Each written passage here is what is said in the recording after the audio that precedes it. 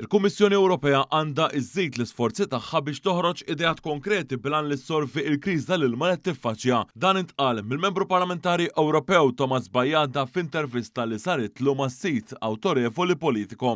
L-MP żagħżugħ għalhekk l-Unjoni Ewropea se stenna 25 sena biex tilħaq ftit mir-riżultati konkreti tkun intilfet opportunità importanti. Is-sit awtorevoli innota li l-Europarlamentari Awċi ħadem fuq dokument biex ikun jista' jiġi inkluż fl-istrateġija li se tħabbar iżjed tard mill-Kummissjoni Ewropea dwar reżiljenza tal-ilma fl-Ewropa.